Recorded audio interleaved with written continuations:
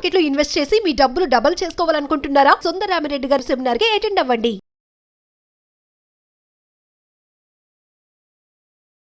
నమస్తే, welcome back to Suman TV. Present మనతో పాటు ఉన్నారు స్టాక్ మార్కెట్ అనలిస్ట్ సుందరరామిరెడ్డి గారు. నమస్తే సార్. నమస్తే.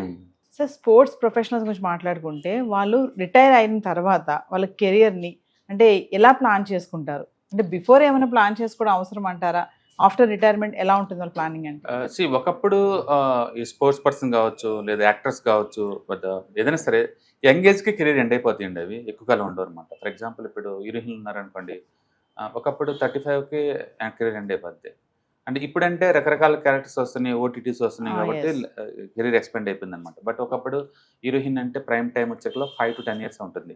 ఎంత సంపాదించుకున్నా మ్యాక్సిమం ఆ టైంలో సంపాదించుకోవాలి, వాటిని జాగ్రత్త పెట్టుకోవాలి. అట్లా స్పోర్ట్స్ పర్సన్స్ అనుకోండి 25-30కే కెరీర్ ఎండ్ అయిపోద్ది. ఎందుకంటే బ్యాడ్మింటన్ కానీ, హాకీ కానీ, క్రికెట్ కానీ ఉందనుకోండి, too much intense to work కదా, ఈ మొక్కలను త్వరగా అరిగిపోతాయి అనమాట. అందుకని వాళ్ళు కెరీర్ లీడ్ చేయలేరు వాళ్ళు. అందుకని ఎక్కువసార్లు 30-35కి రిటైర్ అవుతారు మెజారిటీ స్పోర్ట్స్ కూడా. అందుకని ఒకప్పుడు అంటే అంత పెద్ద గైడెన్స్, అంత అవగాహన లేదండి. బట్ ఇప్పుడు అట్టుగా ఫైనాన్షియల్ లిటరసీ అందరికీ బాగుంది ఇప్పుడు. ఫర్ ఎగ్జాంపుల్ మనం ఇప్పుడు కోహ్లీ కానీ చూసుకున్నాం అనుకోండి, అండ్ కెరీర్ స్టార్టింగ్తో పోల్చుకుంటే వాళ్ళకి ఇప్పుడే ఎక్కువ ఇన్కమ్ వస్తుంది. వాళ్ళు అంటే కెరీర్లో ఉన్నప్పుడే ముందు చూపుతోటి బాగానే పెట్టుకుంటూ పోతారు. వాళ్ళు ఇప్పుడు స్టార్టప్ కంపెనీలో హెవీగా ఇన్వెస్ట్ చేస్తున్నారు, అండ్ ఫైనాన్షియల్ కంపెనీలో ఇన్వెస్ట్ చేస్తున్నారు, మ్యూచువల్ ఫండ్స్ వీటిలో ఇన్వెస్ట్ చేస్తున్నారు, రియల్ ఎస్టేట్లో ఇన్వెస్ట్ చేస్తున్నారు, అంటే అడ్వర్టైజ్మెంట్స్ ద్వారా బోల్డ్ అంతా. అడ్వర్టైజ్మెంట్ కూడా ఎప్పుడు 5 years 10 years ముందే వాళ్ళతో టైప్స్ అవుతున్నారు, బ్రాండ్ అంబాసిమెంట్ ఇట్లా చేసుకుంటూ. అండ్ ఈ మధ్య మళ్ళీ సినిమా ప్రొడ్యూషన్, అట్లా ఆర్ట్ సీరియల్ ప్రొడక్షన్ ఇట్లా ఉంటున్నారు. ఇట్లా మల్టిపుల్ వేలో ఇన్కమ్ క్రియేట్ చేసుకుంటున్నారు. ఇంకా వాళ్ళు ఆన్ గ్రౌండ్ కన్నా కూడా గ్రౌండ్లో లేనప్పటికీ ఎక్కువ డబ్బు వచ్చేలాగా ఉంటాయి అనమాట. అందుకని పాత తరం లాగా ఈ తరం వాళ్ళు అచ్చం స్పోర్ట్స్ మీద, అచ్చం యాడ్స్ మీద సర్వే లాగా లేదు. వాళ్ళకి మల్టిపుల్ ఇన్కమ్ సోర్సెస్ ఉన్నాయి. అంటే ఇప్పుడు మెజారిటీ క్రికెటర్స్ అందరు కూడా స్టార్టప్ కంపెనీస్ ఒక్కొక్కళ్ళు 10-15 కంపెనీలు ఇన్వెస్ట్ చేసి పెట్టుకున్నారు. అందుకని వాళ్ళకి కెరీర్లో ఉన్నప్పుడే, పీక్ లెవెల్ ఉన్నప్పుడే వాళ్ళకి తెలుసు నెక్స్ట్ 10-20-30 years ఉండదు. కాబట్టి కొంతమంది స్పోర్ట్స్ అంటే ఇంకా ఇంట్రెస్ట్ అంటేనేమో వాళ్ళు స్పోర్ట్స్ అకాడమీస్ అవి ఇవి పెట్టుకుంటారు. లేదు అంటే మాత్రం బిజినెస్ సైడ్ అందరికీ ఉంటుంది.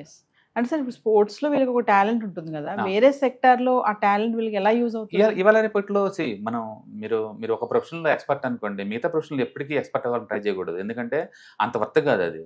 మీరు ఒక 20-30 years వర్క్ చేస్తే ఆ డొమైన్లో ఎక్స్పర్ట్ అయ్యారు.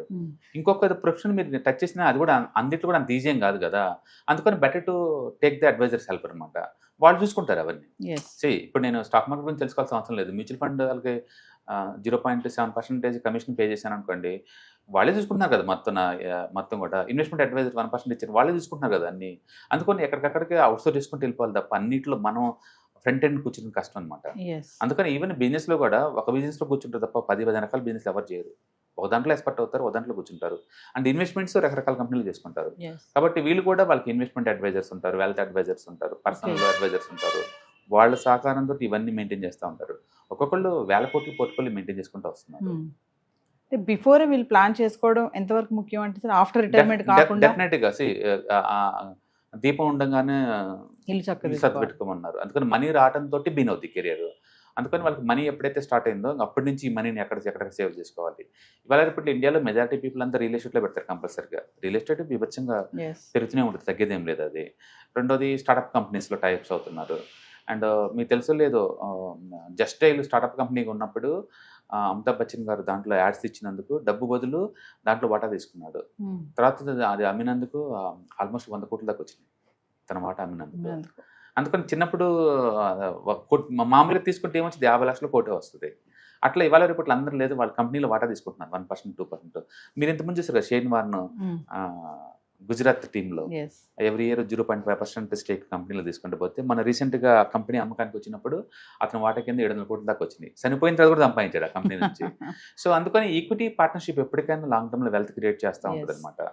అందుకని వీళ్ళు స్టార్టప్ కంపెనీస్లో ఉంటాయి, అండ్ ల్యాండ్ డీల్స్ నడుస్తూ ఉంటాయి, బ్రాండ్స్ అంబాసిమెంట్ చేస్తూ ఉంటారు, ప్లస్ యాడ్స్ రన్ చేస్తూ ఉంటారు, ప్లస్ వాళ్ళు ఓన్ క్రికెట్ అకాడమీ, రెస్టారెంట్స్ అవి ఉంటా ఉంటాయి. అంటే ప్రతి ఒక్కళ్ళు దాంట్లో ఇన్వెస్ట్ చేసుకుంటూ పోతూనే ఉంటారు. అందుకని మనీ స్టార్ట్ అవుతుంతో వాళ్ళకి పర్సనల్ అడ్వైజర్స్తో మనీ హెల్ప్ తోటి మెయింటైన్ చేస్తూ ఉంటారు అనమాట. అందుకని ఇవాళ యూత్ అంతా హైలీ ఫైనాన్షియల్ లిటరసీ ఉంది వాళ్ళ దగ్గర. కాబట్టి వాళ్ళు క్రికెట్ కెరీర్ అయిపోక ముందే, అంటే ప్లానింగ్ స్పోర్ట్స్ కెరీర్ అయిపోక ముందే వీటిని రెడీ చేసుకుంటారు. Yes. కాబట్టి ప్యాసివ్ ఇన్కమ్ బోల్డ్ జనరేట్ అవుతారు అంటే బ్యాకప్ వాళ్ళకి ప్రోగ్రెస్ నడుస్తూనే ఉంటుంది. నిరంతరం Yes. నడుస్తుంది. ఈవెన్ యాక్టర్స్ కూడా చూసుకోండి, ఒక్కొక్కరు మల్టీ పర్సనాలిటీ, వాళ్ళు నిర్మాతలుగా ఉంటున్నారు, వేరే Yes. వాటిలో ఇన్వెస్ట్ చేస్తున్నారు, రియల్ ఎస్టేట్స్ ఉన్నాయి, స్టూడియోస్ ఉన్నాయి, సినిమా థియేటర్స్ ఉన్నాయి, అండ్ వాళ్ళకి సంబంధించిన ప్రొఫెషన్ అన్నింటిలో ఎక్స్పాండ్ చేసుకుంటూ వెళ్ళిపోతున్నారు. మహేష్కి ఉన్నాయి, నాగార్జున ఫ్యామిలీస్కి ఉన్నాయి, అల్లు అరవిందోల్కి ఉన్నాయి. వాళ్ళు ఎవరు కెమెరా ముందు ఉండాల్సిన అవసరం కూడా లేదు, కెమెరా బ్యాక్ సైడ్ బోల్డ్ ఎంత ఉంది వాళ్ళకి. Yes. అంటే అంతగా ఎక్స్పాండ్ చేసుకుంటూ వెళ్ళిపోతున్నారు. అంటే మల్టీ టాలెంటెడ్ పర్సన్స్ ఇవాళ రేపట్లో అందరూ కూడా. అండ్ మనం చూసే కెరీర్ ఒకవైపు అనమాట. ఒకవేళ ఇది నాకు వద్దనుకున్న రోజు నుంచి కూడా వాళ్ళకి కెరీర్ ఏమి ఎండ్ అవ్వదు, ఇన్కమ్ ఏమి ఎండ్ అవ్వదు. కెరీర్ అయిపోవచ్చు కానీ బట్ ఇన్కమ్ అయితే Yes. ఎండ్ అవ్వదు, ఎండ్లెస్ కొత్తనే ఉంటాయి. ఒకప్పుడు ఇంత ఉండేది కాదు, ఇంత అవేర్నెస్ ఉండేది కాదు. బట్ ఈ మోడర్న్ ఏజ్లో చాలా ఎక్స్పోజ్ అవుతున్నారు. అందుకని మనీ ఎలా మేనేజ్ చేయాలి, ఎలా ప్రొటెక్ట్ చేసుకోవాలి, ఎలా మెయింటైన్ చేయాలో ఇప్పుడు స్పోర్ట్స్ పర్సన్స్ అందరూ ఎక్స్ట్రాడినరీ టాలెంట్ ఉన్నవాళ్ళు. Yes. కాబట్టి దినం how to manage this show. Yes. Thank you. Hi, one day classroom ఎన్విరాన్మెంట్లో ఆఫ్లైన్ వెబినార్ జరగబోతుంది. అండ్ ఇంట్రెస్ట్ ఉన్న పార్టిసిపెంట్స్ ఈ కింద స్కూల్ అవుతున్న నెంబర్కి రింగ్ చేసుకొని సీట్ బుక్ చేసుకోండి. దీంట్లో ETFs, index funds and mutual funds మీద completely and hand folding experience మీకు ప్రొవైడ్ చేయబడుతుంది. దీని ద్వారా ఏంటంటే మనం ఎసెట్స్ని స్టాక్ మార్కెట్లో ఎలా మేనేజ్ చేసుకోవాలి, ఎలా గ్రో చేసుకోవాలి, ఎలా ప్రొటెక్ట్ చేసుకోవాలో అంటే ప్రాక్టికల్గా నేర్చుకుంటారు. కాబట్టి ఇంట్రెస్ట్ ఉన్న పార్టిసిపెంట్స్ కింద స్క్రోల్ అవుతున్న నెంబర్కి పింగ్ చేసి సీటు రిజర్వ్ చేసుకోండి. Thank you.